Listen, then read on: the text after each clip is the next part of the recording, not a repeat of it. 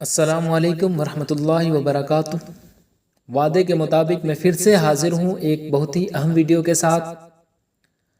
آج کی ویڈیو آپ لوگوں کے لیے کافی اہم ہے، کیونکہ آج کی اس ویڈیو میں آپ کو بتانے والا ہوں عید پر مضمون کیسے لکھیں۔ جی ہاں، آپ لوگوں کو بے صبری سے انتظار تھا کہ میں آپ کو عید پر مضمون کی ٹاپک پر ویڈیو لاؤں، تو جی ہاں، آج میں حاضر ہوں عید پر مضمون لے کر۔ تو اگر آپ اس چینل کے لیے نئے ہیں تو چینل کو ضرور سبسکرائب کر لیں، ساتھ ہی اپنے دوستوں تک بھی ویڈیو کی لنک ضرور شیئر کریں تاکہ وہ بھی اس چینل سے فائدہ اٹھا سکیں۔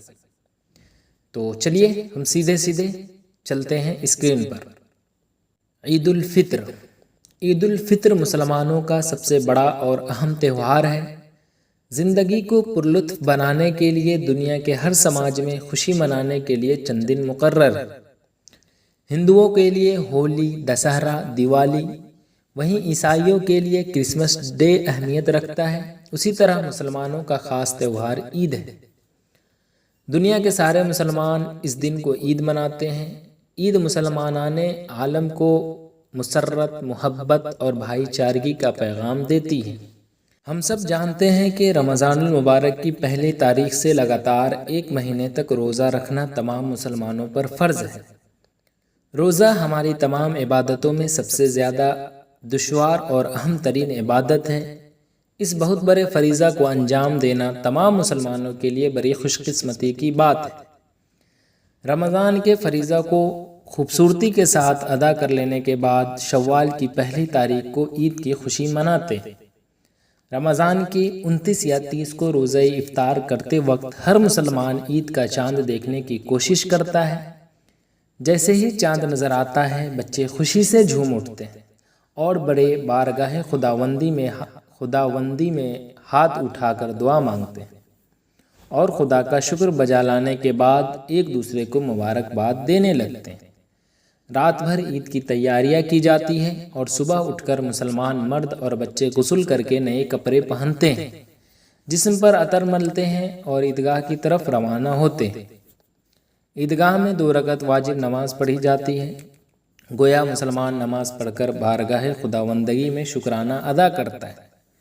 خدا تعالیٰ نے اسے رمضان میں روزہ رکھنے کی توفیق عطا کی اور ہر مرد مومن کو سیدھے راستے پر چلایا۔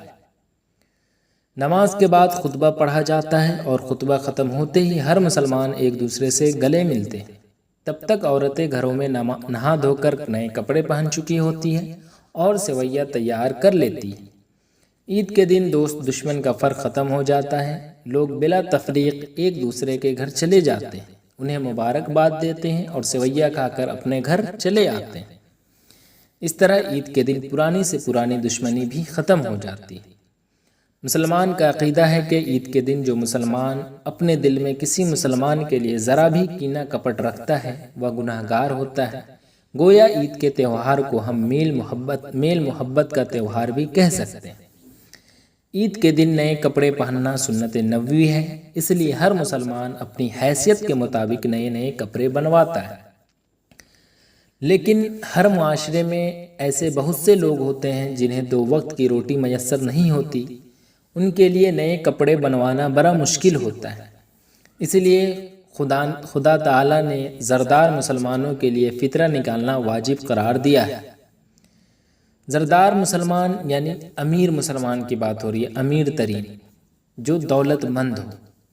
زردار مسلمان اپنے خاندان کے ہر فرد کے نام پر 2.5 سے 4 کلو جو یا گیہوں کی قیمت کے برابر نکال کر کسی ضرورت مند پڑوسی کو دے دیتا ہے۔